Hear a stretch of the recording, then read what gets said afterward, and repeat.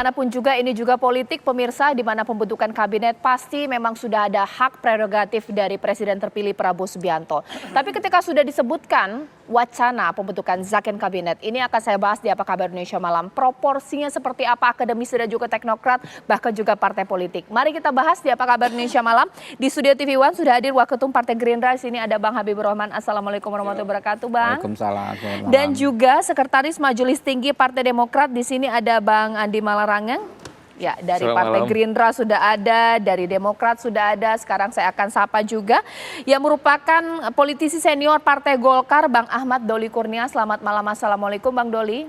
Belum tersambung tapi ya, sambil saya menunggu Bang Effendi Ghazali juga yang nanti akan bersama-sama dengan saya. Mungkin saya mau tanya ke perwakilan dari dapurnya pembentukan kabinet, meskipun juga minta juga bahwa ada orang-orang Gerindra yang nanti menduduki posisi jabatan kabinetnya Pak Prabowo. Apa sih alasan dari Pak Prabowo mengucapkan pembentukan Zakon Kabinet? Setahu kita Zakon Kabinet isinya adalah akademisi, teknokrat. Bagaimana proporsi untuk para partai politik seperti apa? Persoalan di kita ini adalah kita selalu mendikotomikan apapun, ya. Zakon kabinet kita dikotomikan dengan kabinet yang terdiri dari kader-kader partai politik. Padahal kalau kita lihat de facto salah satu sumber rekrutmen ahli kita, tenaga profesional kita justru dari partai politik.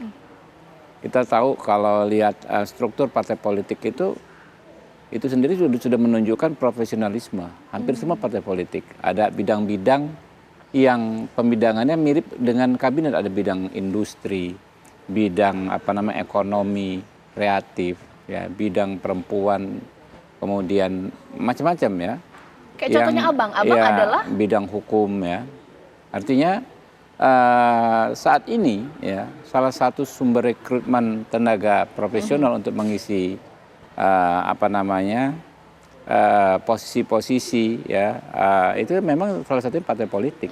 Itu fakta karena memang demokrasi kita sudah cukup maju ya. Di zaman reformasi ini memberikan kesempatan kepada masyarakat membentuk partai politik ya, berorganisasi dengan partai politik, dan partai politik mempunyai semacam program kerja internal masing-masing untuk memajukan kader-kadernya. Sehingga banyak tokoh-tokoh partai politik yang memang benar-benar pure profesional. Ya, kita lihat misalnya nih, kayak Menkumham yang kemarin baru diangkat ya, Pak Supratman, Andi Aktas, kolega saya di Partai Gerindra. Siapa yang bisa menolak, beliau sangat cocok di Menkumham. Karena dia seorang dokter ilmu hukum, seorang dosen juga, ya kan ya, paham sekali kerja-kerja tupoksi di Kementerian Hukum dan HAM. Jadi lebih dari profesional ya, pasti memang sangat menguasai bidang tersebut. Bang Habib, ini maksudnya bahwa kalaulah nanti Zakon Kabinet diisi oleh politisi, sebenarnya dia dulunya adalah ahli akademisi dan juga teknokrat. Bukan persoalan dulunya. Jadi ketika dia berpolitik itu bukan berarti status profesionalnya hilang. Iya. Saat ini pun tetap ya banyak sekali kok ekonom-ekonom hebat ya, ahli-ahli ahli-ahli politik ya, itu yang memang ada di partai politik dan memang ya mohon maaf ya, senior kita nih Bang Andi Malarangeng ya, beliau ini kan dari dulu kita tahu profesionalitasnya, baru dengan kapasitas yang begitu hebat beliau masuk partai politik, kan orang tahu kapasitas beliau gitu. Baik, kalau Bang Andi Malarangeng sendiri sama tidak sih logika berpikir dengan Bang Habib bahwa belum tentu kemudian Zakon Kabinet itu tidak pernah masuk dalam keanggotaan partai politik? Sebenarnya ya agak mirip-mirip juga dia politisi, tapi dia juga ahli atau bagaimana? Ya, karena memang salah satu fungsi dari partai politik adalah fungsi rekrutmen. Kita melakukan rekrutmen dari warga masyarakat untuk masuk dalam partai politik. Nah, yang dari masyarakat ini macam-macam keahlian. Kemudian nantinya kita harapkan ketika kita menang dalam pemilu misalnya, mendapat kesempatan untuk menjalankan kekuasaan, orang-orang ini kemudian bisa kita masukkan kita calonkan menjadi mereka-mereka yang tepat untuk mengisi posisi-posisi baik itu di eksekutif maupun legislatif. Nah, karena itu apalagi partai politik modern, memang sekarang ini partai politik modern seperti dikatakan Bung Habib tadi, di Gerindra maupun di Demokrat, itu ada ketua-ketua bidang yang membidangi apakah itu kelautan, perindustrian, kehutanan, pertanian, dan segala macam. Seakan-akan menjadi semacam kabinet bayangan semacam begitu ya. Sehingga mereka juga mengikuti, memonitor berbagai macam isu-isu di samping mereka dari latar belakang yang pas untuk itu.